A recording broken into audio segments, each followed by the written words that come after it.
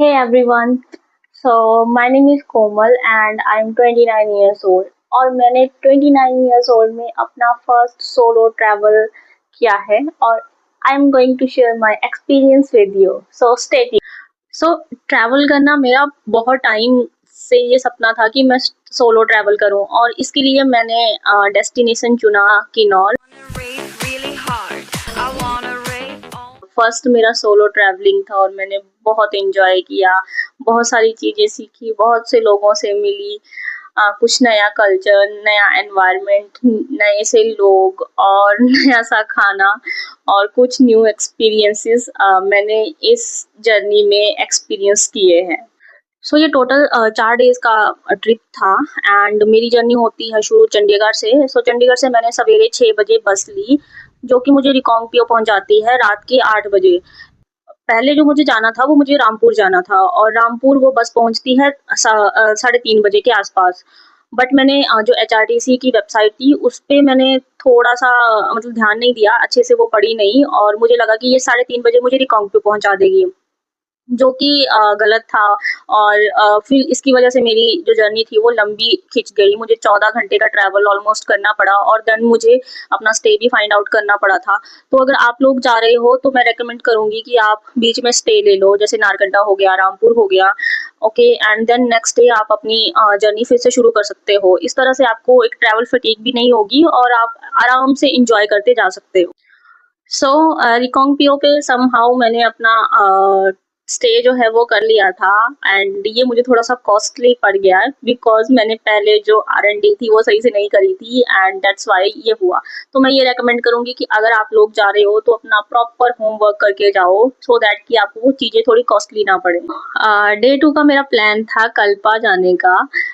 Kalpa recently बहुत famous हुआ था अपने एक फेस्टिवल के लिए, रौनाने फेस्टिवल के लिए और मैंने भी वही देखा था और मुझे ये जगह बहुत अच्छी लगी थी और मुझे यहाँ पे विजिट करना ही करना था। तो यहाँ पे 3-4 प्लेसेस है जहाँ पे आप विजिट कर सकते हो। फर्स्ट है एक बुद्धिस्ट मॉनेस्ट्री, आप वहाँ पे विजिट कर सकते हो एंड देन उसके बाद है नारायण नागिनी टेम्पल, जहाँ पे रौलानी फेस्टिवल भी होता है, आप वहाँ पे विजिट कर सकते हो। देन थर्ड प्लेस है यहाँ पे एक बहुत पुराना किला है जो कि अप्रोक्सीमेटली 200-300 साल पुराना है, आप वहाँ पे विजिट कर सकते हो और ये सारा का सारा लकड़ी का बना हुआ है। जो आपका नारायण नागिनी टेम्पल है वो भी लकड़ी का ही बना हुआ है। देन फोर्थ जो आपका डेस्टिनेशन है वो है सुसाइड पॉइंट, बट आप वहाँ पे सिर्फ विजिट ही करोगे सुसाइड नहीं करना है, हमारी लाइफ में कोई दुख नहीं है तो आपको ऐसा बिल्कुल नहीं करना है। आसपास के प्लेसेस घूम के आप वापस से अपने स्टे में आ सकते हो। सो कल्पा अपने आप में एक बहुत सुंदर प्लेस है और सामने जब आपको किन्नर कैलाश पर्वत के दर्शन होते हैं then it's more amazing. Imagine करो कि आप सवेरे उठ रहे हो और आप एक बर्फ से बड़ा भरा पहाड़ आपको एक दिख रहा है जिसपे सूर्य की रोशनी पड़ रही है जो कि एक डिफरेंट ही लाइट देता है। सो ये सब कुछ ना मतलब अलग ही एक्सपीरियंस होता है।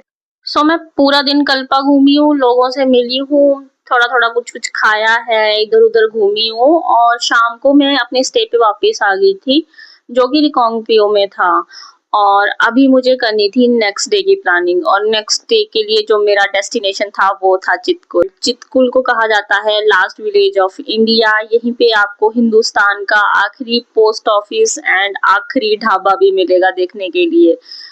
चितकुल बसा हुआ है बसपा रिवर के किनारे पे और ये बहुत खूबसूरत वैली है, बहुत ही ज़्यादा खूबसूरत। सो मैंने एडवांस में कोई बुकिंग नहीं करी हुई थी। जिस दिन मुझे जाना था उसके पिछले दिन ही मैंने वहाँ पे कॉल करके पता किया और अपना स्टे मैंने बुक करवा लिया था बिकॉज़ इस टाइम पे जो है वो बहुत सारे लोग आए होते हैं एंड स्टे मिलना थोड़ा मुश्किल हो जाता है। मिल भी जाएगा बट थोड़ा कॉस्टली मिलेगा। इसलिए मैंने एक दिन पहले डिसाइड किया कि आज मैं बिल्कुल भी चांस नहीं लेने वाली हूँ और मैंने अपना स्टे जो है वो एडवांस में बुक कर लिया था।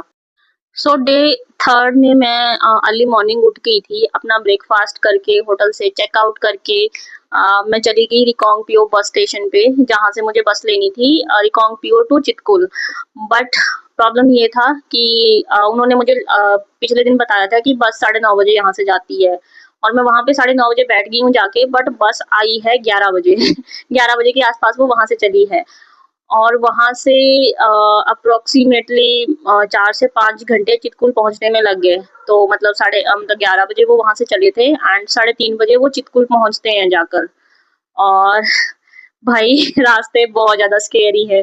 जब आप नीचे से ऊपर चढ़ना शुरू करते हो, बहुत ज़्यादा स्केरी रास्ते होते हैं, बट एक तरफ आप एक इतनी सुंदर वैली देखते हो और जब आप नीचे देखते हो देन आपका मतलब हार्ट निकल के बाहर आ जाता है कि बस जब मोड़ पे बस मुड़ रही होती है तो ऐसे लगता है कि बस अभी नीचे गई, अभी नीचे गई। बट जो एचआरटीसी के ड्राइवर्स होते हैं वो are the best drivers in the world, बहुत अच्छे से ड्राइव करते हैं, और हम बहुत अच्छे से, बहुत सेफली से चितकुल पहुंच गए जाके।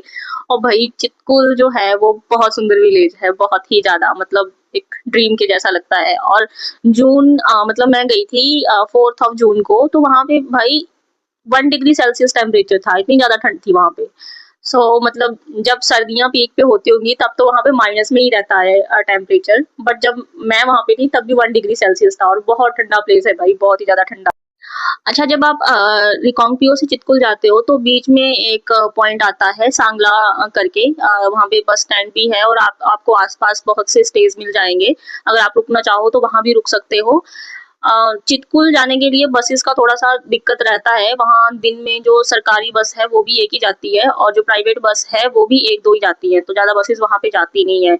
और रास्ता इतना लंबा नहीं है, but the problem is that कि वो एक सिंगल लेन रोड है, और बहुत सी गाड़ियां आ जा रही होती हैं, और बहुत से लोग आ जा रहे होते हैं, और बहुत ही कंजेस्टेड सा रोड है, तो बहुत ही केयरफुली ड्राइव करना पड़ता है, जिसकी वजह से टाइम लग जाता है। 4 to 5 आवर्स वहाँ पे लग जाते हैं। तो अगर आप बीच में स्टे करना चाहते हो, आप बीच में स्टे भी कर सकते हो, सांगला वैली में आप रुक सकते हो। वहाँ पे आपको आसपास बहुत से मंदिर, और नीचे रिवर है, जो बसपा रिवर जो चितकुल से आती है, आप वहाँ पे भी जा सकते हो, आसपास के मंदिर में घूम सकते हो, और गांव भी है आसपास, तो आप वहां भी जा सकते हो। सांगला और चितकुल के बीच में एक और विलेज आता है जिसको कहा जाता है रक्षम विलेज करके, और वो भी बहुत ही प्यारा सा विलेज है। बांसपा रिवर के किनारे बसा हुआ है। वहाँ पे एप्पल के ऑर्चिड मिल जाएंगे, और मतलब ये वैली जो है ना वो पूरी की पूरी बहुत सुंदर है। मतलब हर जगह से ही अलग से व्यूज दिखते हैं, और अलग हर जगह से ही अलग से नज़ारे दिखते हैं। तो आप रक्षम में भी रुक सकते हैं, आपको वहाँ पे भी स्टेज मिल जाएंगे। बस बेटर ये है कि आप थोड़ा एडवांस बुकिंग करके चलो, थोड़ी प्लानिंग करके चलो, तो आपके लिए बेटर रहेगा।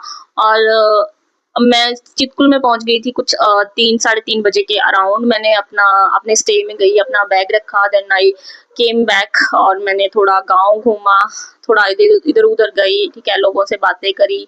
जो वहाँ का आखिरी ढाबा था वहाँ पे बैठ बैठ के मैंने चाय पी, एंड देन शाम को 6:30 पौने 7 बजे तक मैं अपने स्टे में वापस आ गई थी। और पहले मुझे लग रहा था कि मेरे वाले स्टे में लोग ही नहीं है, बट नहीं, वहाँ मतलब शाम को काफी लोग आ गए थे, और शाम को उनका खाना भी बहुत अच्छा था। जैसे कि यहाँ पे थोड़ा कनेक्टिविटी, मतलब बसेस का इशू रहता है। सो अगर आप बसेस से ट्रैवल कर रहे हो तो आपको अर्ली मॉर्निंग एक बस मिलती है जो कि 6 बजे चलती है। 6 बजे नहीं, 6:30 बजे वहां से चल पड़ती है चितकुल से, एंड वो आपको सांगला लेके जाती है। उसके बाद फिर आपको बसेस नहीं मिलती हैं। तो मैंने डिसाइड किया था कि मैं सवेरे सवेरे निकल जाऊंगी, तो मैं 6:30 बजे बस स्टैंड पे पहुंच गई, और मैं सांगला आ गई। ठीक है, वहां पे फिर मैंने पूरा दिन इधर थोड़ा घूमा, ब्रेकफास्ट किया, लंच किया, और शाम को फिर मैंने वहीं से बस पकड़ ली चंडीगढ़ के लिए। और पूरा नाइट ट्रैवल करने के बाद मैं वापस चंडीगढ़ आ गई थी। मेरी फर्स्ट सोलो जर्नी के बाद मैंने जो सीखा वो था कि मैं भी ट्रैवल कर सकती हूँ, वो भी अकेले। और बहुत से लोगों से मिलने के बाद पहले मुझे रहता था कि पता नहीं किस तरह के लोग होते होंगे, किस तरह का उनका बिहेवियर होगा। बट जब आपको लोग मिलते हैं और ऐसे प्लेसेस पे लोग मिलते हैं, आपको काफ़ी एडमायर करते हैं। जैसे कि मैं सोलो ट्रैवल कर रही थी तो मुझे बहुत से लोग मिले, और जब वो जानते थे ये कि मैं सोलो ट्रैवल कर रही हूँ, सो मुझे काफ़ी अप्रिशिएशन इस चीज़ के लिए मिलता था। और मतलब आप में एक नया सा कॉन्फिडेंस आ सकता है कि आप भी अकेले ट्रैवल कर सकते हो। You don't need to be बहुत ही ज़्यादा कि आपको नहीं कार में ही ट्रैवल करना है, या किसी एजेंसी के साथ ही ट्रैवल करना है, या आपको फ्रेंड्स ही चाहिए। और मोर ओवर आप अपनी कंपनी एंजॉय करते हो और नए लोगों से मिलते हो, नए एक्सपीरियंसेस होते हैं, नई जगहें आपको देखने को मिलती हैं और बहुत सी चीज़ें ऐसी होती हैं जो आपने प्लान भी नहीं करी होती हैं, बट फिर भी वो प्लान हो जाती हैं और बहुत से अच्छे आपको दोस्त भी मिल जाते हैं उस ट्रिप पे। सो ये सब चीज़ें मैंने एक्सप्लोर करी हैं एंड आई होप सो कि मैं बहुत ही जल्द अपने नेक्स्ट सोलो ट्रिप पे जाऊँ और एक थोड़ी-सी लंबी वीडियो बना के लेके आऊँ जिसमें अच्छे खासे विजुअल्स हों और मैं आपको प्रेज़ेंट कर पाऊँ। सो मिलते हैं अपने नेक्स्ट एपिसोड में। Bye bye.